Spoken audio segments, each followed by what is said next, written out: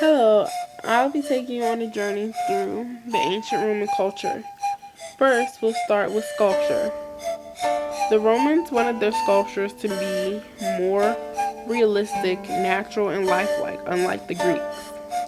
The Romans wanted their sculptures to remind them of specific individuals, which explains why they were so natural and lifelike.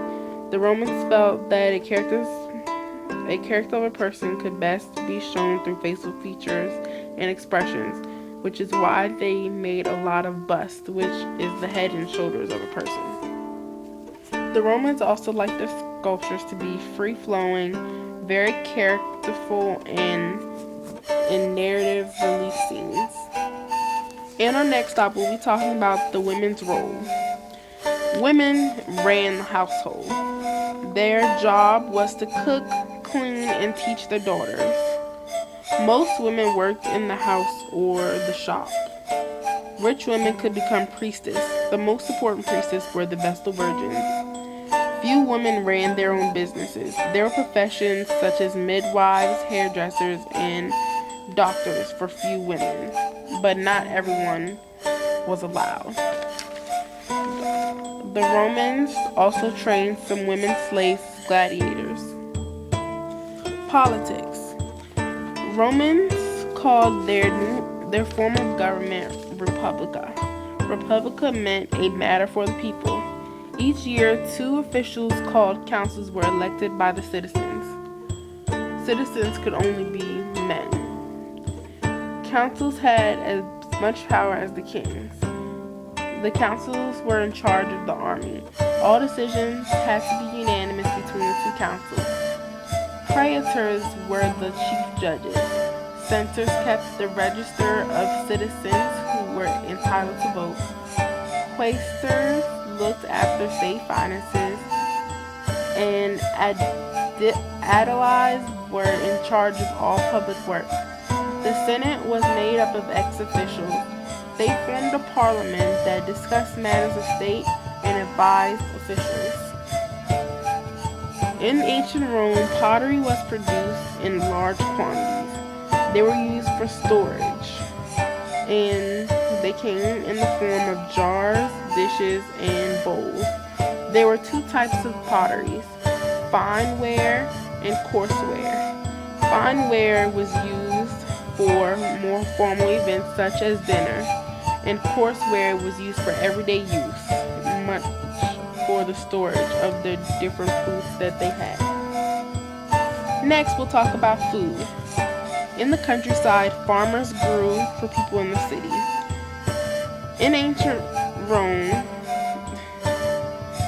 the part where today is Italy and North Africa is where olives and grapes were grown. In the now northern Europe, cabbages and carrots were grown. Also, cattle and sheep were kept there for meat. Most families ate simple meals, and their mother's job was not to waste any food. On a typical day, you might eat lentil and bean stew. You rarely ate meat because it was expensive. Fish sauce called garum is very popular. The rich eat very different food than the poor. They eat really one meal a day, and it is often a big feast and starts around 4 p.m. and can last for several hours. And what they do is you eat a lot, and then you throw it up and you continue to eat until all the food is gone. When the rich ate, the slaves prepared several unusual courses. For example, songbird and asparagus sauce, rodent cooked in honey, and plenty of fresh fish and fruit like figs and grapes. Next, we'll go to paintings. Paintings were very popular. Their most prestigious form was the portraits. Portraits were painted on wood panels, and they were very in artistic quality, and they were very realistic. Also, Romans liked mural paintings. Because they did not like to hang things on the wall in other homes, they hired artists to paint murals. A mural is a large picture painted directly on the wall. There was almost a mural in every home. The painters that painted the murals tried to recreate the world around them as accurately as possible, and they painted landscapes and pictures of buildings that suggested a world that lay beyond the walls of the room. These scenes often create the impression that you are gazing out of a window. Next is fashion and jewelry. First, we'll start with hairstyles. Roman men and women took a lot of care over their hair and appearance. Until 2nd century CE, most men were clean shaven, but after that, beards became popular. Men's hair was usually combed forward. Women's hair was simple, but some had elaborate curls. Some women wore wigs or dyed their hair using plant extracts.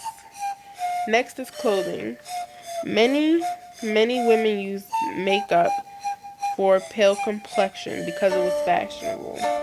They used that by using chalk or white or lead. And some women made lipstick out of red ochre, and they also used the red ochre for their cheeks. And some of the cosmetics used were poisonous, but they didn't know that because they didn't have the technology. For the clothing part, in some parts of the Roman Empire, men wore tight trousers, but in most places they wore a tunic. Roman citizens could wear the toga, a large semicircular piece of cloth wrapped loosely around the upper body. This was a symbol of manhood and citizenship. Women wore undertunics with a dress called a stola on top.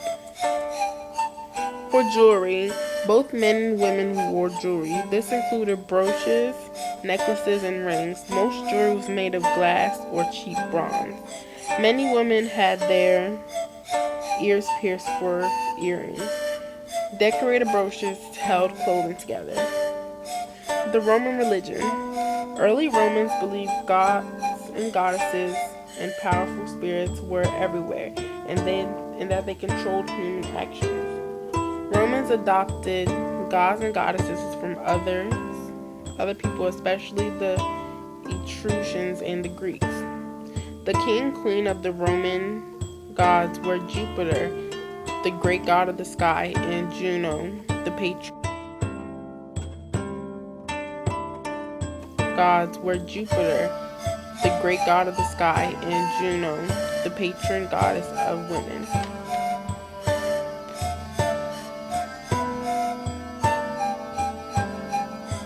The Romans also liked gods and goddesses that were worshipped in other countries that they ruled, including the Egyptian Isis and the Persian Mithras.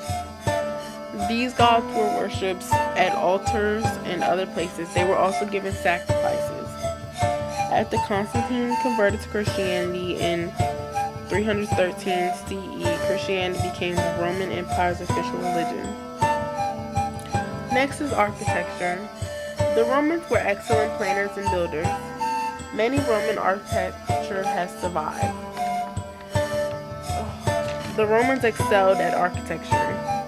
Roman architects built on a grand scale and used concrete. They adopted aspects from Greek architecture. They believed that public buildings should be made to impress as well as perform a public function.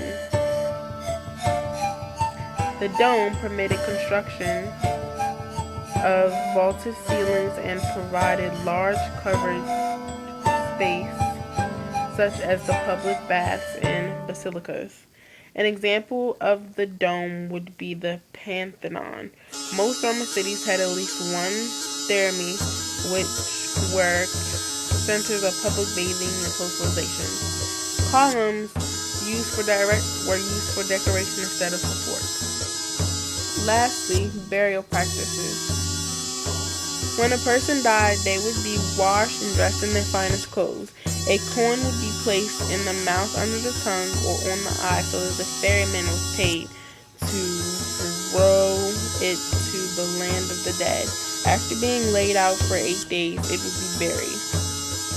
Burials took place outside the city to limit the disease spread.